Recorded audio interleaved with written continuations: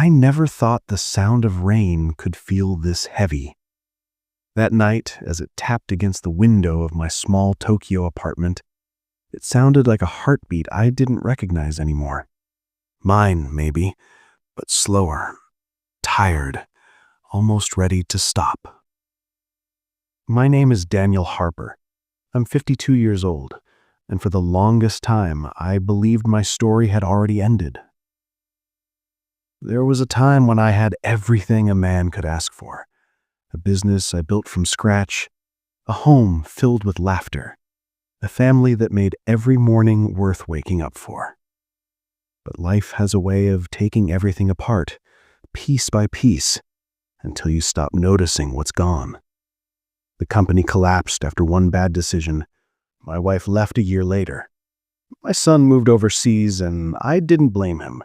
Who would want to stay near a man who would become a shadow of himself? Days turned into months. I stopped answering calls, stopped opening curtains. I told myself I was just tired, just taking a break. But the truth was, I had lost the will to try. Every morning, I'd stare at the ceiling and think, what's the point? It felt like the world had quietly decided it didn't need me anymore. Then came that night. Tokyo was quiet, unusually quiet. I remember sitting by the window, looking down at the streetlights, feeling like I was watching life from a distance. The city was alive, but I wasn't part of it.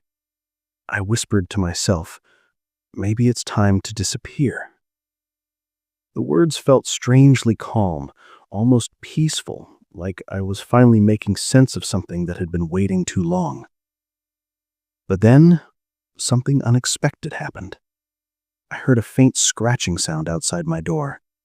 At first I ignored it. Then it came again, soft, persistent. I opened the door and saw a small, stray dog, soaked from the rain, shivering.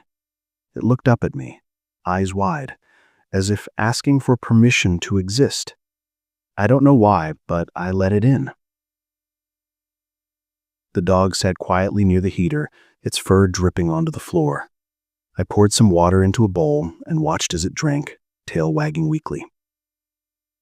For a moment, my apartment didn't feel so silent anymore. There was life in it. Small, fragile, but real. The next morning when I woke up, the dog was still there, asleep beside my chair. Something in me softened. I decided to keep it. Or maybe it decided to keep me. I named it Hope. Hope had this strange way of making me move again. I had to get up early to feed her, take her out for walks, clean after her. Slowly, my apartment began to change. I opened the curtains, let the sunlight in, washed the dishes that had been sitting for months. It wasn't a miracle. It was small, quiet progress, the kind that no one notices but you. One afternoon, while walking through the park, Hope ran toward a group of children. They laughed as she chased the ball they threw. I stood there watching, feeling something I hadn't felt in years. Warmth. A little girl came up to me and said, "She's cute. What's her name?"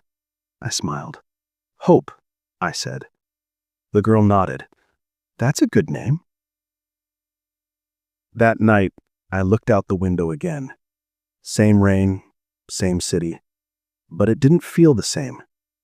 The heartbeat outside matched mine again. I realized that maybe I hadn't needed the world to change. Maybe I just needed to remember that even in the smallest act of kindness, life could begin again. I started volunteering at a local shelter, helping other stray dogs. It gave me structure, purpose. I met people who had their own invisible battles, and for the first time, I didn't feel ashamed of mine. One man told me, sometimes saving something else is the only way to save yourself. He was right. Months passed. The business didn't come back. The family didn't magically return. But I found peace. I wasn't chasing what I lost anymore. I was learning to live with what I had.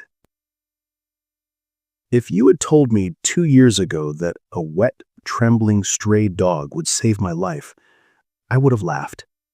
But now I understand. Sometimes hope doesn't knock loudly.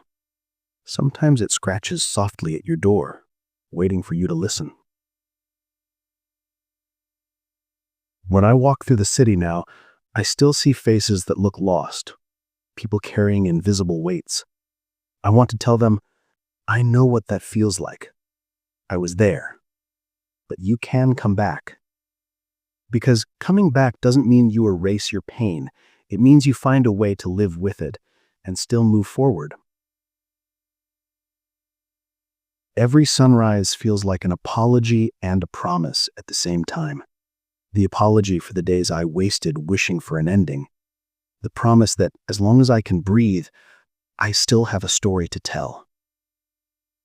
And maybe that's why I'm here. Not to tell you how to live, but to remind you that you still can.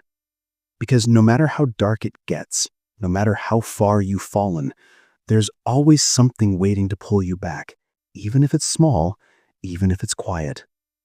For me, it was hope. And maybe for you, it's something you haven't opened the door for yet.